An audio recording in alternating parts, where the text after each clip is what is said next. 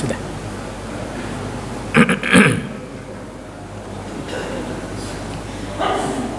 Innal hamdalillah nahmaduhu wa nasta'inuhu wa nastaghfiruh wa na'udzu billahi min syururi anfusina wa min sayyiati a'malina may yahdihillahu fala mudhillalah wa may yudlilhu falan tajida lahu waliyan mursyida. Nusalli wa nusallim ala rasulil karim wa ala alihi wa sahbihi wa man tabi'ahum bi ihsanin ila yaumiddin. Asyhadu an la ilaha illallah wahdahu la syarikalah wa asyhadu anna Muhammadan abduhu wa rasuluh la nabiyya wa la rasula ba'da amma ba'du. Uhayyikum bitahiyatil Islam tahiyatan mubarakah. Assalamualaikum warahmatullahi wabarakatuh.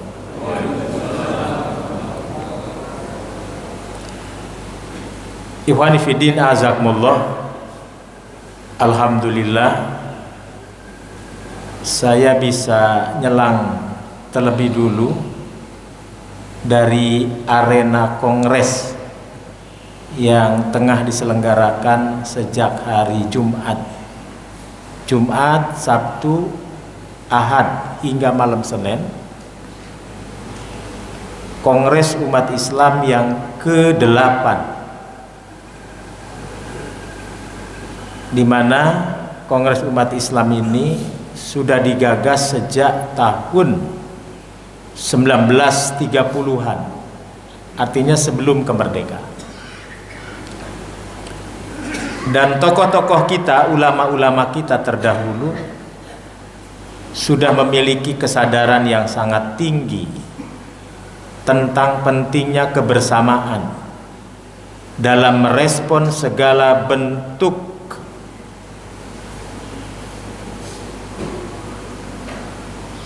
perubahan yang terjadi,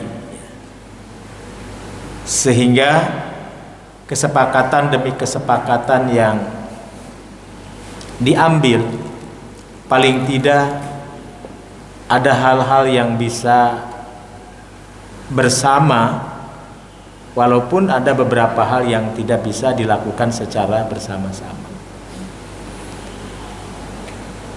Namun minimalnya dalam merespon persoalan-persoalan yang sifatnya kebangsaan, alhamdulillah itu bisa bersama-sama. Kongres umat Islam yang pertama diadakan di mana? Di Yogyakarta, lalu di Surabaya, di Bandung, dan di kota-kota lain. Nah, ini Kongres umat Islam yang ke-8. Mudah-mudahan melahirkan putusan-putusan yang pro terhadap keumatan, pro terhadap rakyat tentu saja, dan rekomendasi-rekomendasi yang diajukan oleh umat Islam khususnya kepada penguasa, pemerintah. Alhamdulillah ini sudah hari yang kedua. Isu-isu pokok yang menjadi sorotan adalah dari sisi kebangsaan, semakin melambungnya, semakin tingginya pajak.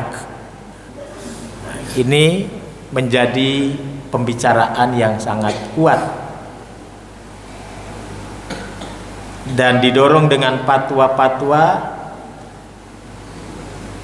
agar dalam hal-hal yang sifatnya konsumtif, apakah rakyat juga masih harus mengeluarkan pajak sementara dia sendiri sulit untuk mendapatkan apa yang harus dia makan dalam setiap harinya.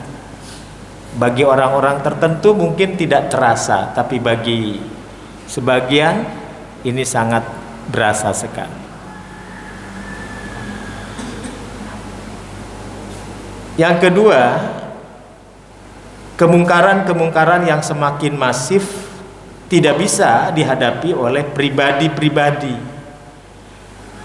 bahkan hanya dihadapi oleh sebuah kelompok dakwah, organisasi, itu juga nggak bisa kalau tidak ada payung hukumnya, tidak dikawal oleh regulasi, tidak dikawal oleh hukum. Contoh yang sedang masif adalah perilaku LGBTQ, ya, perilaku LGBTQ yang tengah mendapatkan sorotan yang sangat hebat. Kenapa? Karena kita masuk peringkat 5 dunia.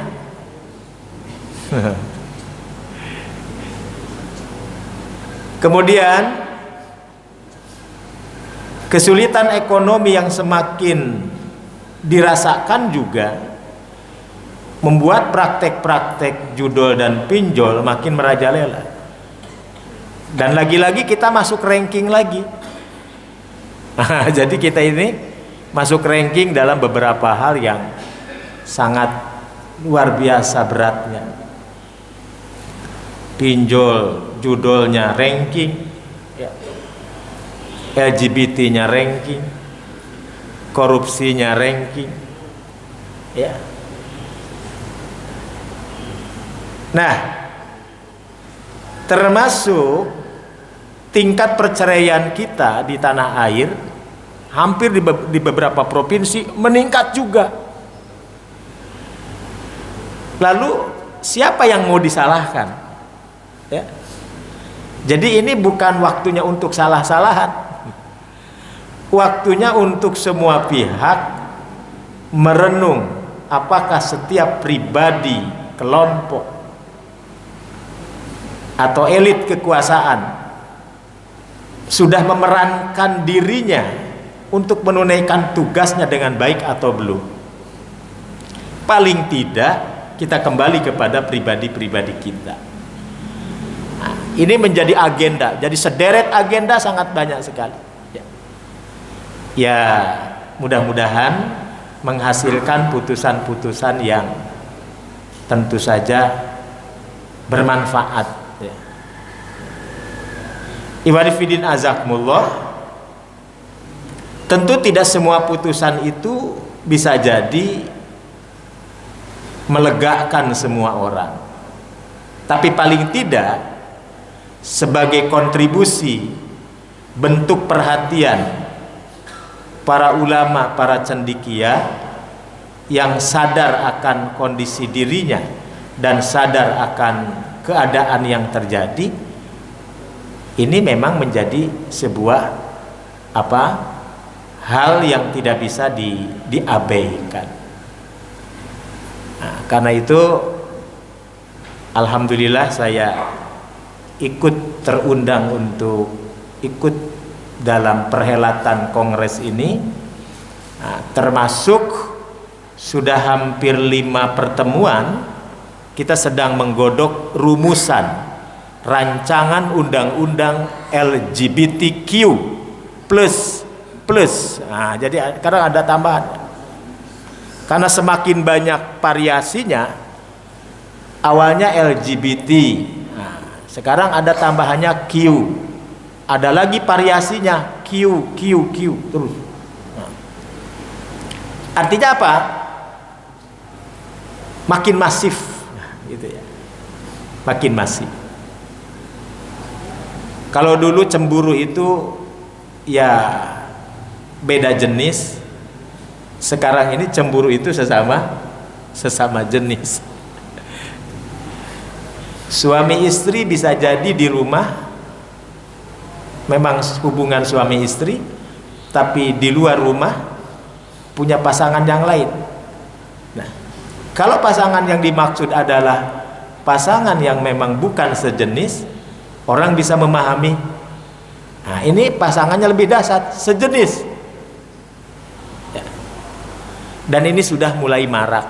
Ada apa dengan umat kita? Ada apa dengan umat kita? Oleh karena itu Majelis Ulama Indonesia berupaya berikhtiar untuk menyusun sebuah fatwa bahwa perilaku LGBTQ layak dipidanakan sebagai tindak pidana, baru mau diajukan sudah diprotes tidak kurang oleh 37 organisasi tidak setuju tuh. Dan konon gelontoran dana untuk mendukung apa yang menjadi penolakan ini sudah disiapkan oleh mereka. Nah, ketika mau dinaikkan menjadi sebuah aturan, nah ternyata kita belum punya payung hukumnya. Jadi undang-undangnya belum ada. Sementara di negeri jiran Malaysia sudah ada undang-undangnya. Kemudian di Brunei Darussalam pun sudah ada undang-undang. Bahkan di negara yang dulu kita kenal komunis sekalipun sangat tegas terhadap perilaku LGBT. Kenapa? Karena mereka sadar ini akan menghancurkan negara.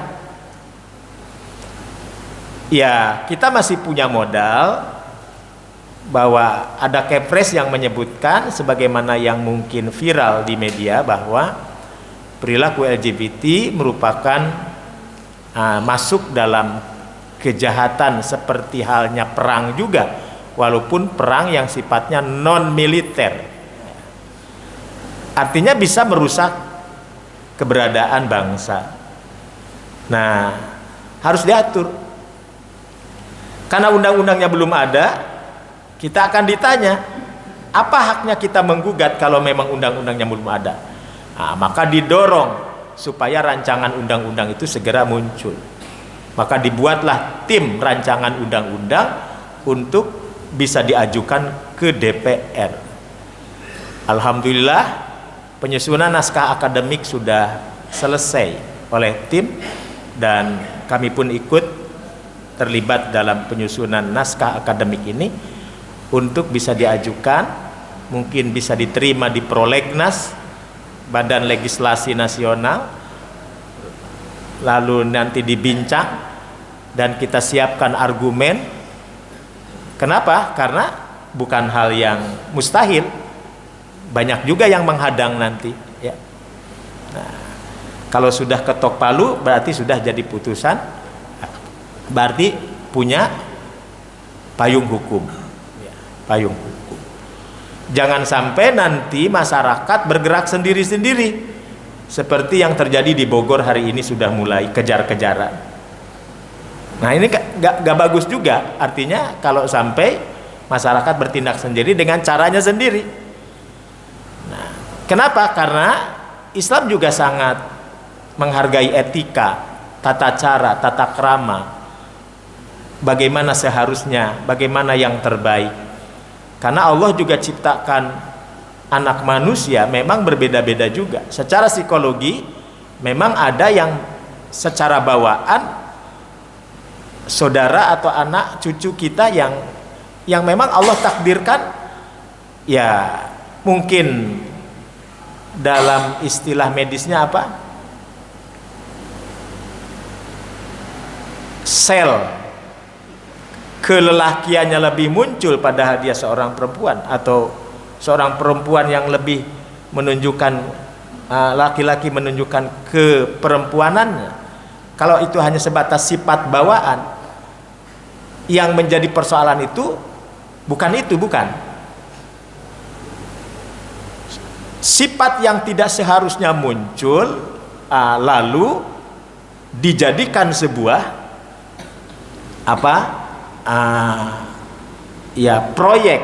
proyek perilaku yang akhirnya bisa keluar dari fitrah begitu. Berbagai laporan dari tim medis juga sudah sangat mengerikan ya. Dan kemarin di Sidoarjo ya, tidak kurang dari 500 anak-anak remaja sekolah terpapar secara serentak, menderita mengidap HIV Artinya secara masif. Kalau bukan karena kesadaran untuk saling mengingatkan, lalu tanggung jawab siapa? Begitu.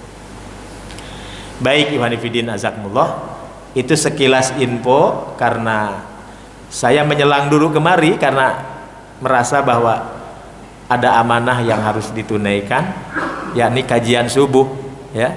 Jadi saya pulang dulu. Saya pulang dulu, nanti jam 8 kembali lagi ke perhelatan Kongres Umat Islam yang ke-8 ini. Baik, Ikhwani Fillah azakumullah, sebenarnya pesan yang ingin disampaikan adalah kita jangan lelah, tidak boleh menjadi orang yang tidak ingin terlibat dalam segala bentuk sikap al-amru bil ma'ruf wa nahyu anil munkar yang menjadi tugas kita bersama. Kenapa? Karena para ulama dalam kitab-kitabnya menjelaskan tentang ayat al-amru bil ma'ruf wa nahyi anil munkar. Dalam tafsirannya disebutkan wa min fitanid dhahiratil yaum tarkul amri bil ma'ruf wa nahyi anil munkar. Di antara fitnah yang paling besar di abad ini adalah saat orang-orang tidak mau menjalankan lagi amar ma'ruf nahi munkar. Kalau amar ma'ruf nahi munkar ini mati, ya sudah. Nah, oleh karena itu fatwa saja ternyata tidak berlaku kalau tidak dikawal oleh hukum, ya. Fatwa ulama saja diabaikan kalau tidak dipayungi oleh pengawalan negara. Nah, ini. Jadi harus ada kolaborasi. Oleh karena itu kenapa sekarang Majelis Ulama Indonesia selain perannya adalah himayatul ummah atau riayatul ummah, memelihara akidah umat, mencegah pemahaman yang bisa menyimpang pada umat. Nah, selain itu peran yang ketiganya adalah sodikul hukumah, siap menjadi mitra penguasa siapapun selama itu untuk kemaslahatan, ya. Nah, makanya termasuk persoalan pajak menjadi sorotan juga karena pemerintah menggulirkan danantara, maka kewajiban para ulama juga harus mengimbangi dengan danantara syariah dan lain sebagainya. Nah, ini menjadi pembicaraan-pembicaraan yang cukup hangat, ya. Tidak kurang jumlah tokoh yang hadir ada 400 orang yang akan merampungkan sampai malam Senin nanti. Baik, Ikhwani Fillah azakumullah, ada hadis Nabi Shallallahu Alaihi Wasallam di mana Imam Al-Bukhari rahimahullah menyebutkan bahwa ayat Al-Quranul Karim yang termaktub dalam suratul Ahzab ayat ke-23, suratul Ahzab ayat ke-23, Allah berfirman, a'udzubillahi minasyaitonir rajim, minal mu'minina rijalun shadaqu ma ahadullaha alaihi faminhum man qada nahbahu wa minhum man yantadiru wa ma baddalu tabdila. Allah katakan, di antara orang-orang beriman ada di antara mereka yang sudah menunaikan janjinya di hadapan Allah. Faminhum man qada nahbahu, Di antara mereka ada yang sudah gugur duluan di medan tempur, di medan laga. Wa minhum man yantadiru, ada juga di antara mereka yang masih menunggu giliran. Kapan Allah memanggil saya sampai saya harus wafat dalam keadaan mulia, syahid di jalan Allah. Wa ma baddalu tabdila, dan dalam masa penantian ini mereka tidak mengubah sedikit pun dari apa yang diikrarkannya. Saudara-saudara, ayat ini menarik, dan ayat ini sering diulang-ulang oleh para tokoh kita, para ulama kita. Ketika tokoh tertentu, ulama tertentu meninggal, lalu muncul ayat ini disampaikan pada umat. Di antara orang beriman, ada di antara mereka yang sudah menetapkan janjinya di hadapan Allah, imma gugur sebagai syuhada, atau mereka masih menanti giliran. Nah, kita ini termasuk yang mana? Menunggu giliran atau kemuliaan sudah ada di depan mata, begitu? Maka Imam Al-Bukhari menyajikan satu riwayat tentang sahabat Nabi bernama Anas bin Nadhr. Anas bin Nadhr seorang sahabat Nabi yang hidupnya merasa menyesal. Dia menjadi orang yang merasa paling menyesal di bumi ini hanya gara-gara beliau ketinggalan tidak terlibat perang Badar. Namanya Anas bin Nadhr. Anas bin Nadhr masih ada ikatan persaudaraan, kekeluargaan dengan seorang ahli riwayat hadis, para sahabat yang banyak meriwayatkan hadis. Salah satunya Anas bin Malik. Kita sering mendengar hadis dari Anas bin Malik. Nah, ini masih ada hubungan dengan Anas bin Nadhr. Anas bin Nadhr ini merasa menyesal hidupnya karena tidak ikut perang Badar. Sementara Rasulullah SAW mengatakan, fa inna ashabal badri fil jannah. Orang yang terlibat perang Badar, surga jaminannya. Oh, berarti aku tidak terlibat, nggak dapat surga saya. Nah, maka Anas bin Nadhr merasa kecewa. Kenapa aku tidak terlibat? Maka Anas bin Nadhr pun sowan kepada Rasulullah.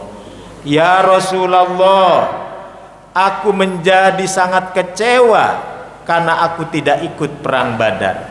Aku berjanji ya Rasulullah, apabila genderang perang kembali ditabuh, maka aku akan daftar, aku akan ikut, kata Anas bin Nadhr.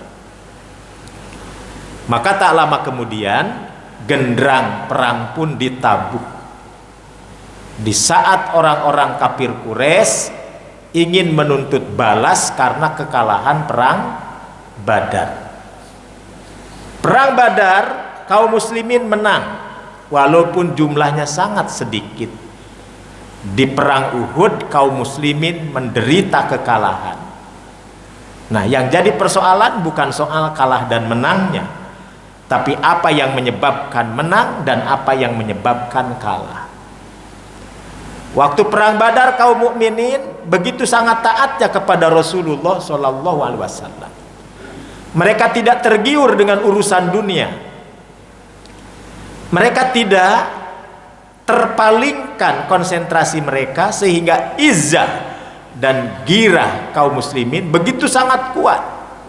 Walau jumlahnya sedikit, mereka dimenangkan oleh Allah Subhanahu wa taala. Sebaliknya, di perang Uhud jumlah mereka sudah mulai banyak. Tapi kenapa sampai menderita kekalahan? Maka para ulama sejarah mengatakan ketidakpatuhan dan ketaatan kepada Rasulullah menjadi penyebab utama kekalahan mereka. Yang kedua, mereka sudah mulai tergiur, lalu berebut harta rampasan. Dan yang ketiganya, mereka mulai goyah hanya gara-gara mendapatkan berita hoax Rasulullah sudah wafat. Rasul sudah wafat, jadi gairahnya sudah nurun. Karena Rasulnya sudah wafat, gairah sudah nurun. Padahal Rasulullah belum wafat.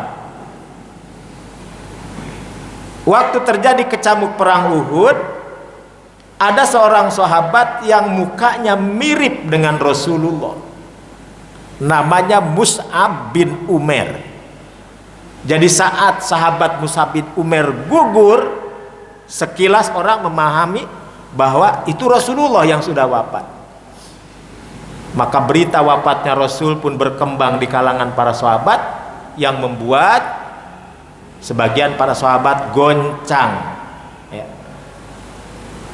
dan merasa pesimis begitu.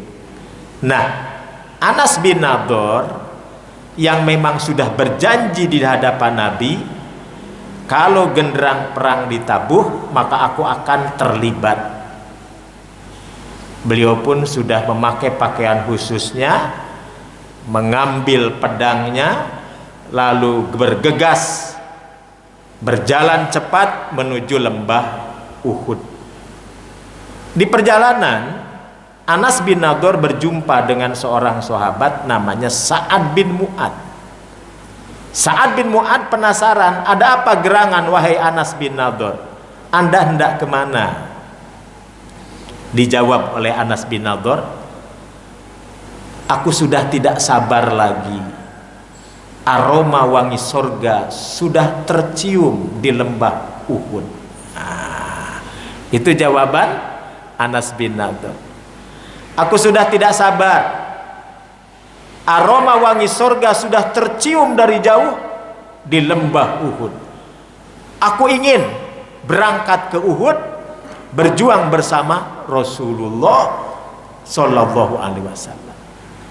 Setibanya di lembah Uhud, Anas bin Nadhr agak kecewa. Mengapa kecewa? Melihat para sahabat kok pada lemes begitu ya. Kenapa mereka pada lemes? Rupanya berita hoax tentang wafatnya Rasul sudah kemana-mana. Kata Anas bin Nadhr, kalaupun benar Rasulullah Shallallahu Alaihi Wasallam sudah wafat, bukan berarti amanah perjuangan ini berhenti. Lalu Anas bin Nadhr berdoa kepada Allah, ya Rabb, ampunilah sahabat-sahabatku.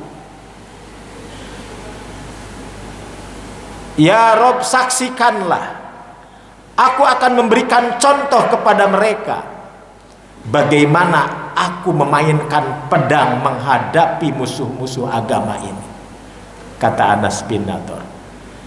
Maka Anas bin Nadhr pun menunjukkan semangatnya, mengayunkan pedangnya pada musuh-musuhnya. Akhirnya yang lain pun jadi ikut semangat lagi. Yang lain jadi ikut semangat lagi. Tuh, gara-gara satu tidak semangat, yang lain jadi ikut tidak semangat. Begitu ada yang memantik semangat, nah yang lain jadi semangat lagi. Ini menunjukkan bahwa hubungan satu sama lain, kekerabatan, keguyuban itu sangat menentukan perjuangan. Mudah-mudahan guyubnya kita seperti ini dilestarikan. Karena kalau tidak sampai seperti itu, kita agak sulit ya untuk mencari pintu-pintu yang bisa menghubungkan kekerabatan dalam perjuangan. Nah, lalu setelah perang mulai reda, para pimpinan pasukan mulai mengabsen siapa-siapa yang masih hidup dan siapa-siapa yang sudah gugur di medan tempur. Begitu nama Anas bin Nadhr disebut, para sahabat kebingungan mencari di mana Anas. Di mana Anas? Anas belum kelihatan. Anas yang tadi begitu sangat heroik mengayunkan pedangnya di hadapan musuh, gak ada orangnya. Tolong dicari. Semua mencari Anas. Rupanya Anas sudah gugur. Maka saksi mata menyebutkan seorang saudaranya, karena memang betul dia saudaranya, sangat paham betul bahwa jari jemari tangan yang sudah hampir putus itu adalah tangannya Anas bin Nadhr. Maka kata dia, ini Anas. Anas sudah ditemukan. Aku menemukan tubuh Anas. Pada tubuhnya terdapat tidak kurang dari 80 sayatan pedang. Nah, bisa kebayang ya? Tubuh manusia 80 sayatan pedang. Bekas tusukan tombak musuh. Maka Anas pun dinyatakan gugur. Nah, Imam Bukhari berkomentar tentang hadis ini, tentang riwayat ini. Ayat yang tadi dibacakan, minal mu'minina rijalun shadaku ma ahadullaha alaihi faminhum man qada nahbahu wa minhum man yantadiru wa ma baddalu tabdila. Ini berkenaan dengan Anas bin Nadhr. Nah, itu komentar Imam Bukhari ya. Ada di antara mereka yang sudah gugur, ada di antara mereka yang masih menunggu giliran. Nah, sekarang kita bicara sisa pasukan muslim yang dikejar-kejar musuh. Yang mengejarnya waktu itu komandannya siapa? Khalid bin Walid. Khalid bin Walid belum masuk Islam. Khalid bin Walid jagoan pedang dari pihak musuh. Sisa kaum muslimin dikejar sampai ujung bukit. Lari dan naik ke tempat yang lebih tinggi. Dikejar lagi sama Khalid bin Walid. Dikejar lagi, dia naik lagi. Ketika sisa kaum muslimin naik ke atas bukit dan Khalid pun tidak mengejar lagi ke atas bukit, terjadilah dialog antara kaum muslimin yang tersisa dengan Khalid bin Walid. Maka Khalid mengatakan kepada kaum muslimin, wahai kaum muslimin, sebenarnya apa yang kalian bela? Mengapa kalian merelakan menumpahkan darah-darah kalian?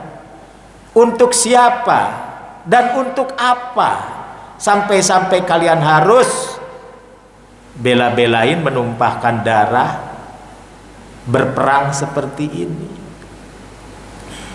Maka dijawab oleh perwakilan kaum muslimin waktu itu, wahai Khalid, kami berperang, kami bertempur, kalaupun kami wafat, kalaupun kami mati, maka kami menjadi syahid di mata Allah, dan Allah sudah menjanjikan surganya setelah kematian kami. Sebaliknya kami ingin bertanya kepadamu wahai Khalid, Anda berjuang untuk apa dan untuk siapa? Kalau Anda mati wahai Khalid, Anda dapat apa? Nah, pertanyaan ini yang membuat Khalid bin Walid merenung. Ya juga, kalau kaum muslimin bertempur hingga nyawa taruhannya, jelas kedudukannya, dan jelas di sisinya Allah sudah menyiapkan surganya. Kalau aku berjuang untuk siapa, demi apa, lalu nanti dapat apa? Gak jelas. Maka Khalid pun merenung. Maka di sela-sela renungan yang mendalam, Allah gerakkan hati Khalid, Allah turunkan hidayahnya, dan Khalid bin Walid pun sowan kepada Rasulullah dan menyatakan ikrar 2 kalimat syahadatnya, dan dia masuk Islam. Nah, sekarang giliran Khalid mengikuti jejak Anas bin Nadhr. Kata Khalid, ya Rasulullah, mulai saat ini aku berjanji selalu akan terlibat dalam perjuanganmu. Dan Khalid pun selalu tampil, selalu ikut terlibat dalam peperangan Rasulullah dan para sahabatnya. Berkali-kali Khalid bin Walid ikut berperang, gak mati-mati. Sementara cita-citanya pengen mati seperti Anas bin Nadhr, seperti Hamzah bin Abdul Muthalib, seperti sahabat-sahabat yang lain yang gugur di Bukit Uhud. Perang lagi, gak mati juga. Ikut lagi, gak mati juga. Khalid pun menangis, kenapa gak mati-mati?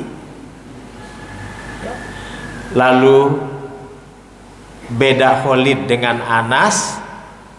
Anas berperang langsung syahid, Khalid berkali-kali perang gak syahid-syahid. Dan Allah anugerahkan kepada Khalid hidup walaupun berkali-kali beliau berperang, dan akhirnya beliau pun dipanggil oleh Allah bukan di medan perang, tapi di tempat tidurnya sendiri. Tuh. Tapi satu catatan, wa ma baddalu tabdila. Nah ini, wa ma baddalu tabdila. Memang Khalid tidak gugur di medan perang, tapi Khalid tidak pernah mencabut ikrarnya. Bisa dipahami?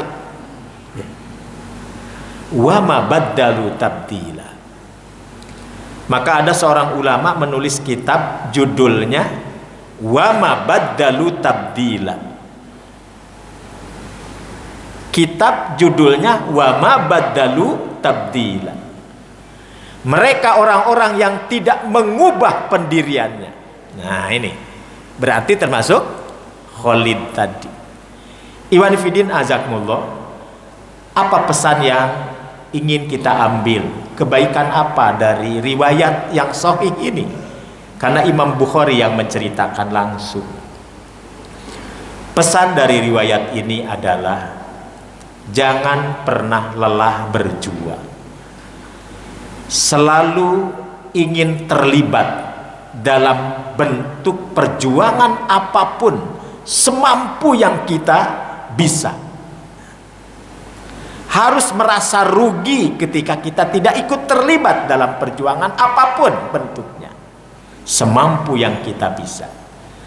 Kita tidak mampu seperti Hamzah bin Abdul Muthalib yang gugur di medan Uhud, yang dibedah dadanya, diambil jantungnya, dikunyah-kunyah oleh orang yang membencinya. Kita tidak seperti Hamzah bin Abdul Muthalib.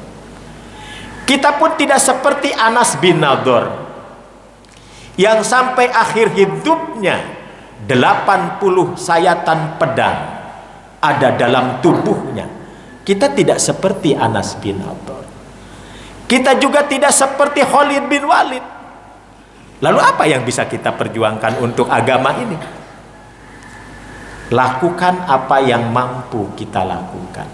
Tadi sudah dijelaskan tantangan, kekhawatiran, keprihatinan yang mendalam di depan mata begitu mengular, makin menumpuk persoalan yang membutuhkan pemecahan.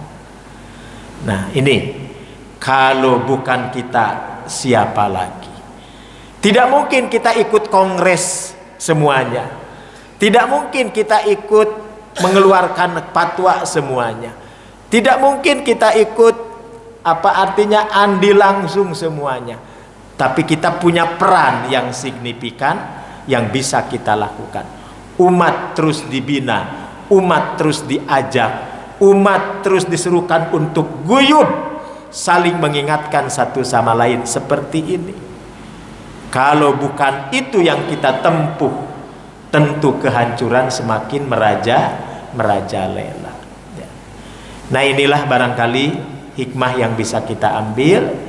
Semoga Allah Subhanahu wa taala memberikan kekuatan kepada kita untuk tetap lestari, terjaga dalam menjaga agama ini yang semakin hari bukan berhenti kemungkaran itu, kesesatan, penyimpangan itu malah makin muncul.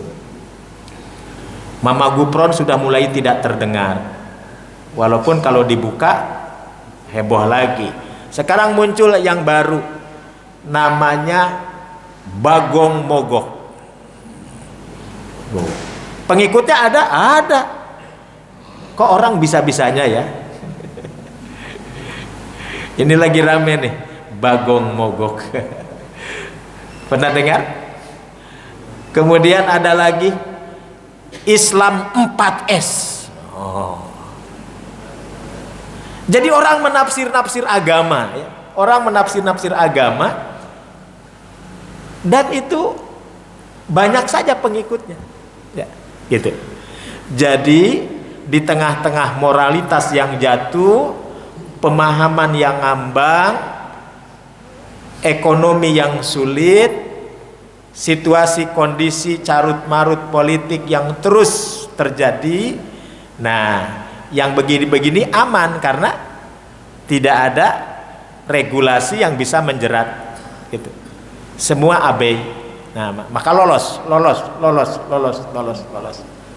Nah, jadi benar kesimpulan para ulama tadi, wa min fitani dzahiratil yaum tarkul amri bil ma'ruf wa nahyi anil munkar. Fitnah terbesar abad ini adalah saat manusia meninggalkan amar ma'ruf nahi munkar.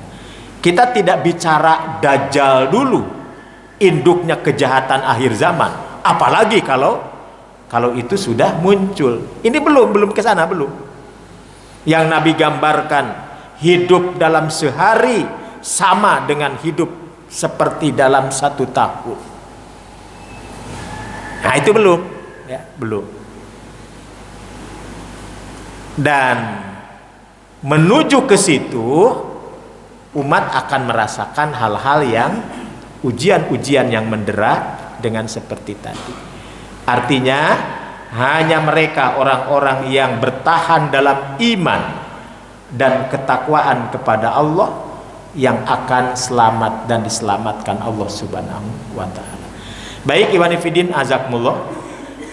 Masih ada waktu sedikit ya, karena jam 8 saya harus sudah di sana. Terima kasih. Aku qouli hada wa astagfirullah li wa lakum. Wassalamualaikum warahmatullahi wabarakatuh. Waalaikumsalam warahmatullahi wabarakatuh. Jazakallahu khairan katsir Pak Ustaz Dr. Romli Komarudi yang telah menyampaikan tema kajian kita pagi ini mengenai Idul Fitri, yaitu perkembangan zaman saat ini. Dan untuk melengkapi kajian beliau, kami beri kesempatan kepada para jamaah yang ingin mendalami materi pagi hari ini. Kami persilakan yang ingin bertanya sebelah kanan, yang tengah mungkin enggak Pak Haji.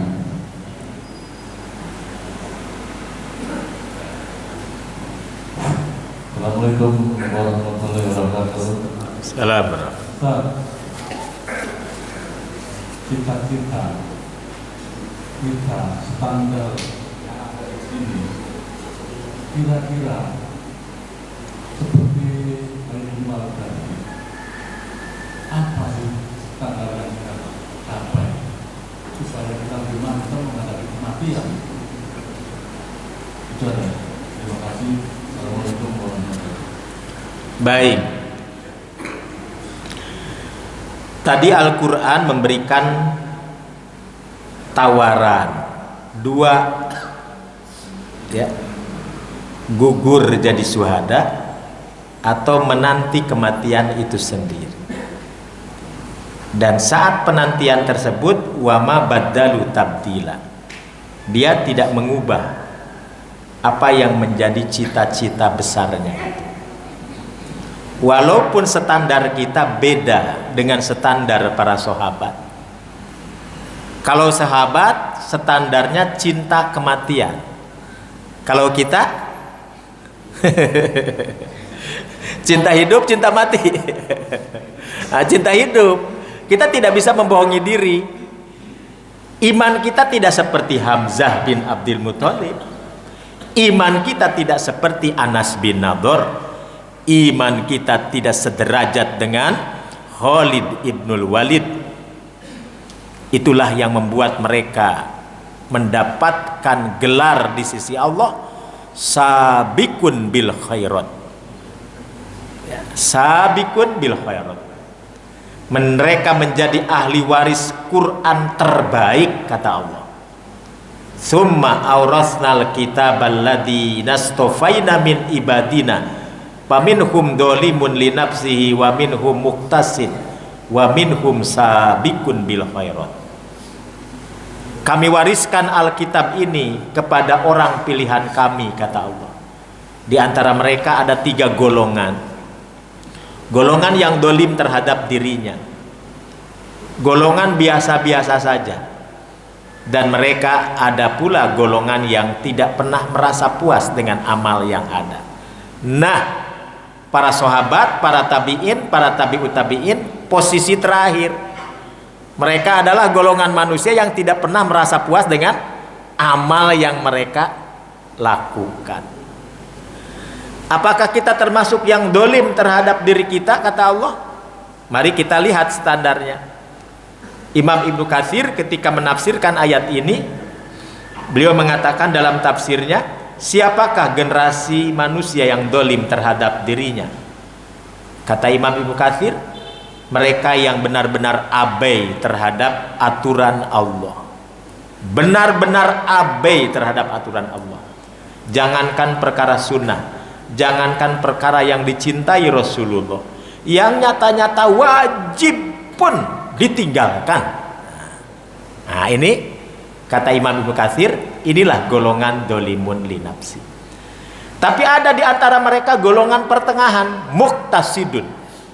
Kata Imam Ibnu Katsir, standar golongan muqtasidun ini, kalau yang wajib-wajib ditunaikan, sholat 5 waktu alhamdulillah ditunaikan, walaupun kadang-kadang telat. Jumat yang seminggu sekali tetap ditunaikan, gitu ya.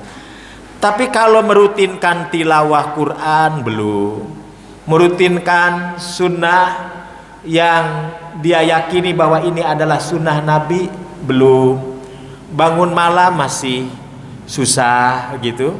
Nah, sholat duha masih ogah, memberikan makan kepada fakir miskin masih sulit, menjenguk yang sakit masih belum. Nah, jadi dia hanya memilih mana perkara-perkara yang wajib-wajib saja, maka dia termasuk golongan muqtasid. Nah, oleh karena itu ikhwan fillah azakumullah, kalaupun kita tidak jadi generasi yang sabiqun bil khairat, paling tidak yang wajib-wajib tidak boleh kita tinggalkan. Maka kalau istilah Pak Haji Aman, pokoknya kuncinya umat digiring cinta ke masjid, itu sudah luar biasa. Andaikan semua orang memiliki pendirian bahwa masjid adalah sesuatu yang sangat penting, sangat sakral untuk membina umat, maka ya tinggal benteng masjid inilah yang menjadi kekuatan umat. Dalam bahasa Pak Natsir, ada 3 kekuatan benteng umat. 1, masjid. Masjid. 2, kampus. Kalau kampusnya sudah jebol, kampusnya sudah dilanda liberal, kampusnya sudah ikut-ikutan bela LGBT dengan mengatakan itu hak asasi manusia, itu setiap privasi punya pandangan, dan itu bukan perilaku yang tidak normal aja. Nah ini bahaya gitu ya. Kalau kampusnya sudah lebih condong membela kesesatan, wah ini bahaya. Ketiga, pondok pesantren. Kalau pondok pesantrennya tidak melahirkan kader ulama, kader mujahid, kalau pondok pesantrennya justru mengabaikan ajaran agama, bahkan menyimpangkan ajaran agama, maka sudah tidak bisa diharapkan. 3 benteng ini kalau kokoh, kata Pak Natsir, maka kokohlah bangsa ini. Tapi kalau 3 ini jebol, maka hancurlah bangsa ini. Maka tugas kita adalah bagaimana meyakinkan anak cucu kita untuk mencintai masjid dengan segala aktivitas yang ada di dalamnya. Dan yang kedua adalah menjadikan mereka intelektual bertauhid yang punya rasa tanggung jawab terhadap agamanya. Bukan hanya yang dikejar adalah gelar, bukan hanya yang dikejar oleh mereka adalah setelah kuliah dapat kerjaan apa, tapi tanggung jawab intelektual terhadap agamanya. Karena kita bertarung di lapangan itu dengan siapa? Ya dengan orang-orang berilmu lagi kan. Memang yang membela-bela aliran-aliran penyimpangan itu siapa? Ya orang-orang berilmu juga. Kita berhadapan di MK dengan mereka, ya dengan orang-orang berilmu juga. Nah jadi kita berhadapan itu dengan orang yang punya ilmu juga, maka harus dilawan juga dengan ilmu. Kekuatan literasi harus dihadapi dengan literasi. Nah anak-anak kita harus punya tanggung jawab itu. Demikian pula yang di pondok-pondok pesantren, bukan hanya menggugurkan kewajiban, akan tetapi bagaimana bisa mengobati kekeringan umat. Jangan sampai umat kering dari para ulama. Nah, definisi ulama tentu tidak boleh sempit. Definisi ulama adalah kata Abdullah At-Tusturi, an-nasu kulluhum sukaro illal ulama wal ulama kulluhum hayyaro illa man amila bi ilmi. Manusia pada dasarnya seperti orang mabuk kecuali mereka yang berilmu. Orang berilmu pun seperti orang bingung kalau dia tidak mengamalkan ilmunya. Tuh. Jadi memang satu sama lain saling terikat erat.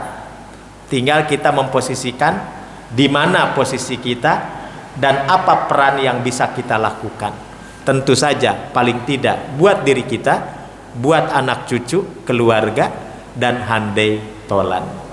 Saya pikir itu yang bisa disampaikan, kurang lebihnya mohon maaf. Aku qouli hadza wa astagfirullah li wa lakum. Wassalamualaikum warahmatullahi wabarakatuh. Para jamaah bisa lihat tulisan saya, judulnya tidak ingin tertinggal berburu kemuliaan, ya. Dilihat di Google, tidak ingin tertinggal berburu kemuliaan. Terima kasih. Cukup per jamaah ya, satu pertanyaan saja karena Pak Ustaz. Untuk